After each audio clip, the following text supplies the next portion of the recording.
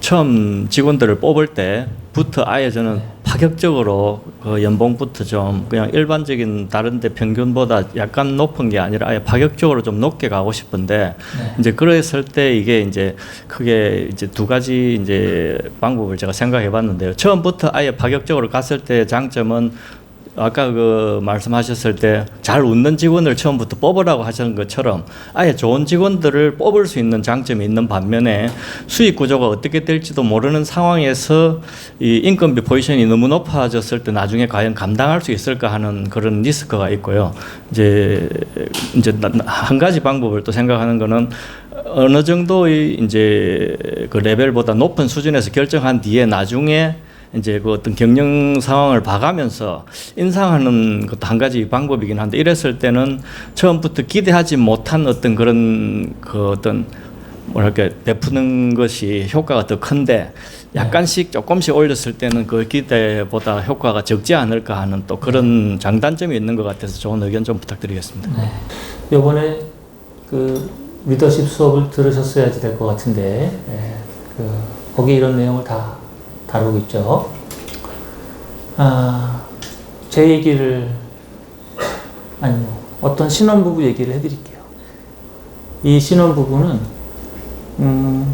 결혼할 때부터 부모님이 도와주셔서 아주 번듯한 아파트에 번듯한 살림살이를 갖추고 남부럽지 않게 뭐 차도 각자 한 대씩 갖고 뭐 냉장고, TV도 가장 좋은 걸로 하고 남들은 뭐 10년, 20년 돼도 할까 말까한 수준을 결혼할 때부터 하고 시작을 했습니다. 저는 반면에 옥탑방에서 시작을 했어요. 제가 살던 옥탑방은 이렇게 낮아서 노란색 물탱크 2개 있던 곳입니다. 얘를 빼고 거기다가 이제 보일러를 깔고 살았어요. 그래서 저는 처음에 부엌이 없었고 화장실이 없는 옥탑방에서 이제 결혼을 해서 살았습니다. 그렇게 한 1년 정도인가 2년인가 있다가 이제 어떻게 돈을 벌어가지고 16평짜리 연립주택으로 들어갔어요. 와, 그때 처음으로 부엌이라는 거를 써봤어요. 싱크대 끝내준다 이거. 틀면 물이 막 나와. 화장실 가서 있으면은 바로 화장실을 쓸 수가 있어. 이렇게 적은 곳에서 시작해서 이렇게 하나씩 만들어 나가는 부부가 행복한가? 아니면 초반에 왕창 다 준비했다가 살아나가는 게 더 행복한가? 어떤 게 더 인생 전체를 계산했을 때 행복도가 더 클 것 같습니까? 당사자들은 처음부터 갖춰서 시작하는 것을 원하겠지만 처음부터 갖춰서 시작을 하면 즐거워질 일은 제한적이고 괴로울 일은 많습니다. 하지만 처음에는 좀 없이 시작했지만 살면서 하나씩 저죠 뭐 제가 싱크대에 있는 집, 야 물이 나오네. 화장실, 야 화장실이 있구나. 뭐 이런 거. 하여튼 그 뭐 하나씩 채워나가는 게 더 좋은가? 시작할 때부터 잘하고 싶은 마음은 인지상정이지만 그 다음번에 벌어질 일은 다른 문제라는 거예요. 어떻게 할 거냐?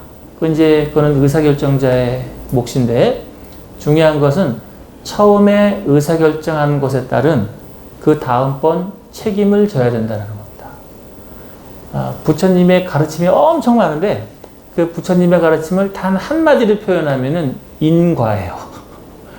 원인과 결과입니다. 그럼 인과를 한번 해보겠습니다. 파격적인 보수를 줬어요. 그게 원인이 돼서 그 다음번에 결과가 뭐가 될까요? 예를 들어서 딴 사람들은 예를 들어서 100을 줬는데 사장님께서 파격적으로 200을 줬어요. 그럼 1년이 지나요. 그러면 100부터 200까지는 10단계가 있으니까 10년 동안 안 올려도 되겠네? 이렇게 생각을 할까? 아니면 200은 기본이고 거기서부터 더 올려야 된다고 생각할까? 사장님이 파격적으로 주는 거는 사장님의 마음이시지만 거기에 따라서 그 이후에 부담해야 될 일이 생긴다는 거예요. 그것을 좀 시뮬레이션 하셔서 생각해 보시기 바랍니다. 우리나라 은행이 그래요, 은행이 입사하면 돈을 많이 주거든요. 그러니까 돈을 계속 줘요. 그 사람들 돈 주기 위해서 여러 가지 이제 수수료, 이자율 다 따라 올리고, 연체시키면 연체 이자율 다 올리면서 이렇게 되는 거거든요. 판단해서 하시는 겁니다. 하는 것에 따른 그 다음번에 책임이 돌아온다.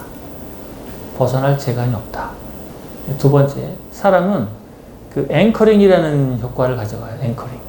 앵커링.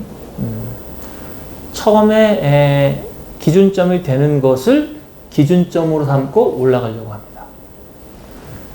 기업이 항상 성장하면 문제가 없죠. 그렇지만 기업은 성장할 수도 있고 성장하지 않을 수도 있죠. 그렇지만 그런 거랑 상관없는 일이 또 벌어져요. 그래서 앵커링을 거는 일이 벌어진다. 그것에 대한 책임도 또 사장님의 몫이 된다. 그럼 이런 과정 전체를 통해서 사장님이 얻을 수 있는 이득은 뭐고 손실은 뭔가? 그건 또 계산을 하셔야겠죠. 만약에 내 사업은 해마다 승승장구해서 처음에 경쟁사보다 200%의 봉급을 줘도 또 추가적으로 인플레이션 이상의 임금 상승을 계속 해줄 수 있어 라고 생각하신다면 그렇게 하실 수 있는 거고, 그게 어려울 것 같다 그러면은 좀 앞에 내용을 조절하실 필요가 있을 것 같고, 그런 판단해서 하시면 되겠습니다. 여하튼간 정하면 뒤로 물러서는 것은 불가능하다 입니다. 제가 가끔 수업 시간에 얘기합니다만, 돈은 사람을 엄청 이기적으로 만드는 일이에요. 사장님이 직원들에게 파격적인 선물을 준다고 하지만 한 번은 고마워할 마음이 팍 들지만 그 다음부터는 계산적이 돼요. 그런 문제가 있습니다. 입장 바꿔서 사장님이 저한테 납품을 해요. 제가 사장님한테 좋은 서비스를 하라고 파격적으로 비용을 드렸어요. 그럼 어떻게 되죠? 그 순간부터 사장님은 저한테 납품할 때 계속 계산을 돌리게 됩니다. 지난번에 이래 많이 받았는데 이번엔 더 받아도 되지 않을까? 그래서 돈을 인센티브의 수단으로 쓰는 것은 좀 다른 문제가 많이 벌어진다 입니다. 애한테 시험 1점 올라갈 때마다 10,000원 줄게 그러잖아요? 그럼 그 아이는 몇 번만 하고 나면은 성적이 올라가는 게 중요한 게 아니라 돈 받는 게 중요해집니다. 그래서 돈을 인센티브의 도구로 쓰는 것은 바람직한 게 아니다가 전체 연구의 주된 결론이죠. 그러면 뭐를 써야 되느냐? 3가지를 알아야 돼요. 1번, 그 사람에게 재미를 주고, 그 사람에게 의미를 주고, 그 사람에게 성취 동기를 줘라. 하나 더 보탠다면은 맨날 똑같은 일처럼 하지 않게 해줘라. 이 4가지가 리더가 직원들에게 줘야 되는 궁극의 모티베이션 4가지입니다. 재미 동기, 의미 동기, 성취 동기, 이너시아, 관성 제거 4가지예요. 감사합니다. 마무리하겠습니다. 네. 질문해 주시죠. 다음 분.